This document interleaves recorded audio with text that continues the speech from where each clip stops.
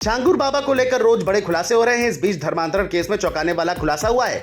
खबरों की माने तो मुख्य आरोपी छांगुर बाबा केवल 7वीं पास है, लेकिन उसने 2 अन्य साथियों नवीन वोरा और नीतू वोरा के साथ मिलकर करोड़ों रुपए का धर्मांतरण नेटवर्क खड़ा कर दिया है। बताया जा रहा है कि विदेशी फंडिंग के सारे इस गैंग ने इंडो नेपाल बॉर्डर पर स्थित उतरौला कस्बे को अपने ऑपरेशन का केंद्र बनाया। यहीं से पुणे से लेकर बलरामपुर तक महंगी प्रॉपर्टी भी खरीदी गई। सूत्रों की माने तो इस गिरोह को विदेश से मोटी रकम भेजी जा रही थी, जिसका इस्तेमाल धर्मांतरण फैलाने और नेटवर्क बढ़ाने में हो रहा था। अब एटीएस पूरे सिंडिकेट की गहराई से जांच कर रही है। बता दें कि पासपोर्ट डिटेल से तीनों की शैक्षणिक योग्यता का भी खुलासा हुआ है, जिसने अफसरों को भी चौंका दिया है। वहीं लखनऊ में योगी ने धर्मांतरण को लेकर बड़ा बयान दिया है। गुरु तेग बहादुर के 350वें शहीदी दिवस पर आयोजित कार्यक्रम में योगी ने बिना नाम लिए बलरामपुर के छांगुर बाबा मामले का जिक्र किया। उन्होंने कहा कि वहां संगठित तरीके से ब्राह्मण, राजपूत, सिख, पिछड़े और अनुसूचित जातियों के धर्मांतरण के लिए अलग अलग रेट तय थे। सीएम योगी ने बताया कि इस साजिश में विदेशों से 40 खातों में करीब 100 करोड़ की फंडिंग की बात सामने आई है। उन्होंने कहा कि परिस्थितियां भले बदल गई हो, लेकिन सनातन धर्म को तोड़ने की साजिश अब भी जारी है। योगी ने हिंदू और सिख समुदायों के बीच एकता बनाए रखने और षड्यंत्रों से बचने की अपील की। देश भर में भोले के भक्तों का उत्साह चरम पर है। वहीं इस बार की कांवड़ यात्रा में आस्था के साथ साथ कई अनोखे रंग भी देखने को मिले। जहां कुछ कांवड़िए भारी भरकम कांवड़ लेकर चल रहे हैं, वहीं कुछ ऐसे हैं जो भक्ति के साथ अपने फर्ज और मनोकामनाओं को पूरा करने के लिए कठिन सफर कर रहे हैं। हरिद्वार से हरियाणा तक 210 किलोमीटर की कांवड़ यात्रा में एक पोते ने अपने बुजुर्ग दादी को पालकी कांवड़ में बैठाकर तीर्थ दर्शन कराए। श्रद्धा और सेवा की मिसाल बनते इस दृश्य को देखकर कोई कलयुग का श्रवण कुमार कहकर तारीफ कर रहा है। कांवड़ यात्रा पर बुलंदशहर पुलिस की फुल सिक्योरिटी कवच, हर कोने पर रहेगी फैंटम की पैनी नजर। जी हां, अब 200 कांवड़ फैंटम और पीआरवी टीमों को कांवड़ मार्गों पर सक्रिय कर दिया गया है। एएसपी रिजुल कुमार ने खुद फैंटम टीमों के साथ कांवड़ मार्गों का जायजा लिया और जरूरी निर्देश दिए। बता दें, ड्रोन कैमरे और सीसीटीवी से हर मूवमेंट पर नजर रखी जा रही है, ताकि यात्रा में किसी भी तरह की गड़बड़ी की आशंका न रहे। वहीं पुलिस हर गली, हर मोड़ और हर कांवड़ कैंप को कवर कर रही है। प्रशासन का साफ कहना है कि हर स्तर पर निगरानी की जा रही है और किसी भी संदिग्ध गतिविधि पर तुरंत कार्रवाई होगी। बुलंदशहर से लोकमंच के लिए ठाकुर कदीम राजपूत की रिपोर्ट। सर, बुलंदशहर जनपद सर कांवड़ मोबाइल फैंटम लगाई गई है, सर किस तरह से काम करेंगी और सुरक्षा व्यवस्था क्या इंतजाम पुलिस द्वारा किए जा रहे हैं? आज से सावन की शुरुआत है और कांवड़ यात्रियों के चलते हुए हमने लगभग 200 फैंटम और पीआरवी जगह जगह पर तैनात की हैं। साथ ही साथ ड्रोन कैमरे से भी निगरानी रखी जा रही है और जगह जगह सीसीटीवी कैमरे भी हम लोगों ने इंस्टॉल करवाए हैं। कई सारी अस्थायी चौकियां बनाई हैं। साथ ही साथ कांवड़ मार्ग पे हमने साफ़ सफाई करवाया है और किसी भी तरह की कांवड़ श्रद्धालुओं को कोई भी दिक्कत ना हो, इसके लिए हम लोगों ने पूरी तैयारी की है। सावन के महीने में कौशाम्बी पुलिस ने विशेष पहल की है। एसपी के निर्देश पर जनपद के सभी कांवड़ रूट स्थित थानों और चौकियों पर त्रिवेणी संगम का पवित्र जल मंगवाकर स्टोर करवा दिया गया है। इस व्यवस्था के पीछे खास वजह भी है। बताया जा रहा है कि इसका उद्देश्य यह है कि यदि किसी श्रद्धालु की कांवड़ खंडित हो जाए या जल गिर जाए तो उन्हें तत्काल नजदीकी थाना या फिर चौकी से संगम जल उपलब्ध कराया जा सके। इससे न केवल श्रद्धालुओं को राहत मिलेगी, बल्कि उनकी आस्था भी बनी रहेगी। पुलिस की ये पहल यात्रा में शामिल हजारों श्रद्धालुओं के लिए सहूलियत और श्रद्धा का संगम साबित हो रही है। कौशाम्बी से लोकमंच के लिए लवलेश कुमार की रिपोर्ट। हर वर्ष भोलेनाथ कहें या महादेव के भक्तों को सावन का महीना बेसब्री से इंतजार रहता है। सावन का पवित्र महीना आज से शुरू हो गया है।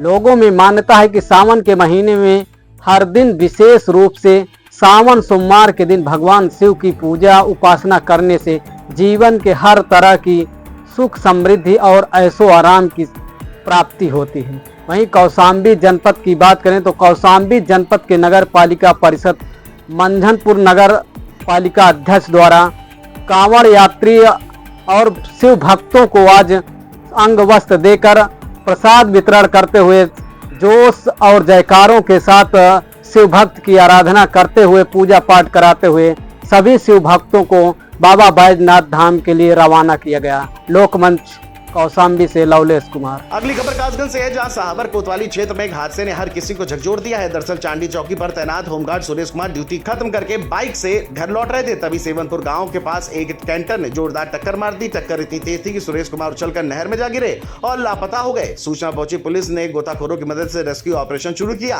करीब 20 घंटे चला। आखिरकार सुरेश का शव नहर में उतराता हुआ मिला। होमगार्ड की मौत से परिवार में कोहराम मच गया है। परिजनों का रो रो कर बुरा हाल है। प्रशासन ने हादसे की जांच शुरू कर दी है। कासगंज से लोकमंच के लिए जुम्मन कुरैशी की रिपोर्ट। इस बीच लखनऊ पुलिस ने चैन स्नैचिंग के आरोपी का कमरतोड़ इलाज किया है। दरअसल लखनऊ के आलमबाग थाना क्षेत्र में पुलिस ने चैन लूट के आरोपी सतेंद्र उर्फ कालिया को मुठभेड़ के बाद गिरफ्तार किया। आरोपी ने 3 जुलाई को एक महिला से चैन की लूट की थी और जिसके बाद से पुलिस उसकी तलाश में जुटी थी। जवाबी कार्रवाई में पुलिस ने आरोपी के पैर में गोली मारी और उसे घायल अवस्था में पकड़ लिया। सतेंद्र उर्फ कालिया का करीब 4 दर्जन आपराधिक मुकदमे दर्ज है। घायल बदमाश को इलाज के लिए अस्पताल में भर्ती कराया गया है। लखनऊ से लोकमंच के लिए निखिल रस्तोगी की रिपोर्ट। कानपुर पुलिस ने अनोखी पहल की है जिसकी चर्चा चारों ओर हो रही है। दरअसल पुलिस ने मिशन हौसला की शुरुआत की है जिसके चलते अब हर थाने से एक ऐसे अपराधी की पहचान की जाएगी जो अब सुधरना चाहता है और नई जिंदगी शुरू करना चाहता है।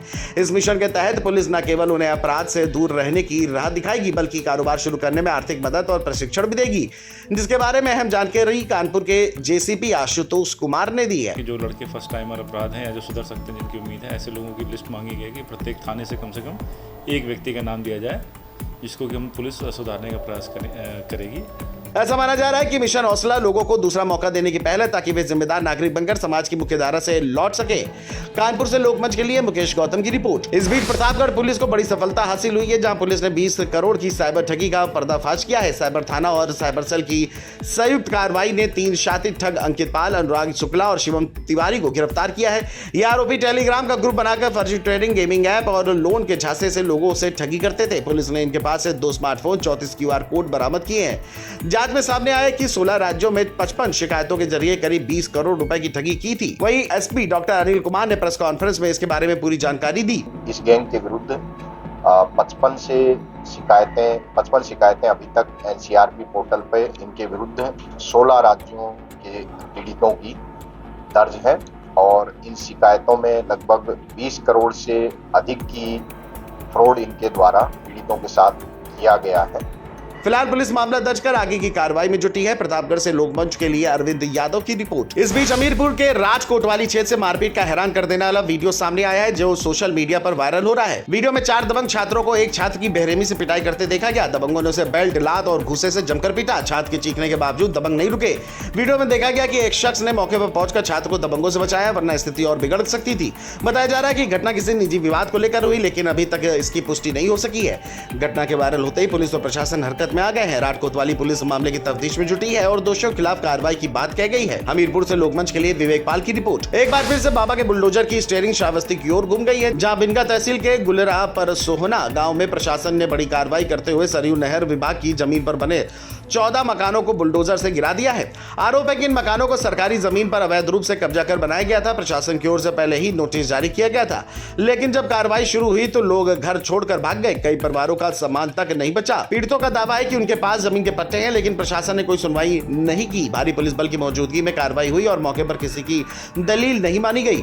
प्रशासन का कहना है कि सरकारी जमीन पर कब्जा बर्दाश्त नहीं होगा और आगे भी ऐसी कार्रवाई जारी रहेगी। श्रावस्ती से लोकमंच के लिए बैजनाथ यादव की रिपोर्ट। कांवड़ियों के लिए योगी ने बेहद खास व्यवस्था इस बार की है जिसकी झलक अमरोहा में देखने को मिली है जहां कांवड़ यात्रा को शांतिपूर्ण और सुरक्षित तरीके से कराने के लिए अमरोहा पुलिस पूरी तरह सतर्क दिखी। एसपी के निर्देश पर जिले से गुजरने वाले सभी कांवड़ मार्गों पर ड्रोन कैमरों से लगातार निगरानी की जा रही है। इन ड्रोन कैमरों की मदद से हर गतिविधि पर बारीकी से नजर रखी जा रही है ताकि कोई धरातीता तो माहौल बिगाड़ न सके।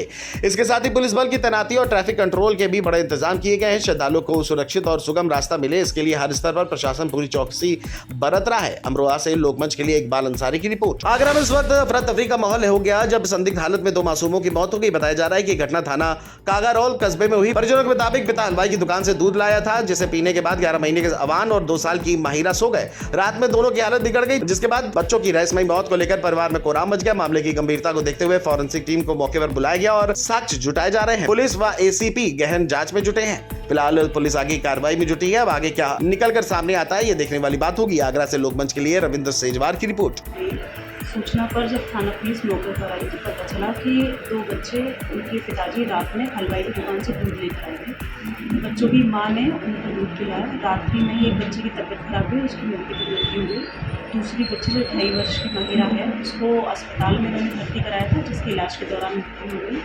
मौके पर फूड सेफ्टी की टीम को, फॉरेंसिक टीम को जांच के लिए बुलाया गया है। अगली खबर कुशीनगर से है, जहां चोरों ने पुलिस को ओपन चैलेंज दिया है। दरअसल टाड़ी भार नौका टोला मुख्य मार्ग पर बनी 2 दुकानों को चोरों ने निशाना बनाते हुए हजारों रुपए की नकदी और सामान चुरा लिया। चोरों की पूरी वारदात सीसीटीवी में कैद हो गई है, जिसमें चोर साफ तौर पर नजर आ रहे हैं। वारदात के बाद इलाके में दहशत का माहौल है। सूचना मिलते ही पुलिस मौके पर पहुंची और मामले की जांच में जुट गई है। पीड़ित दुकानदार ने बताया कि इस घटना ने उनका बड़ा नुकसान हुआ है और अब उन्हें अपनी सुरक्षा को लेकर चिंता सताने लगी है। दुकानें हैं, एक किराना की है और एक हार्डवेयर की।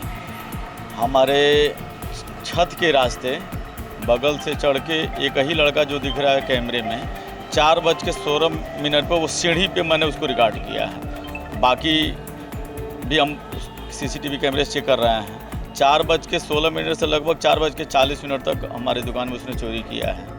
हमारे दुकान में नकदी सामान को ले गया है। सामान जैसे किराना का जो है इसमें कोई सामान नहीं ले गया है, नगद रुपया ले गया है। हार्डवेयर में भी नगद रुपया ले गया है। वहीं इलाके के लोग पुलिस से गश्त बढ़ाने और चोरों की जल्द गिरफ्तारी की मांग कर रहे हैं। बढ़ते हैं अगली खबर की ओर, जो उन्नाव से है, जहां जिले के थाना बिहार क्षेत्र में लालाखेड़ा गांव में एक दर्दनाक हादसा हो गया, जहां किसान की खेत जोतते वक्त रोटावेटर की चपेट में आकर के जान गंवानी पड़ी। बताया जा रहा है कि ट्रैक्टर से खेत की जुताई करते वक्त रोहित असंतुलित होकर नीचे गिर गया और रोटावेटर के तेज ब्लेडों ने उसे बुरी तरह से घायल कर दिया। घटना की जानकारी मिलते ही गाँव में हड़कंप मच गया और ग्रामीणों ने तुरंत पुलिस को सूचना दी। रोहित अपने परिवार का मुख्य सहारा था। कुछ महीने पहले ही उसके पिता की सड़क हादसे में मौत हो चुकी थी। अब रोहित की मौत से पूरा परिवार टूट चुका है। उन्नाव से लोकमंच के लिए प्रभा बाजपेयी की रिपोर्ट।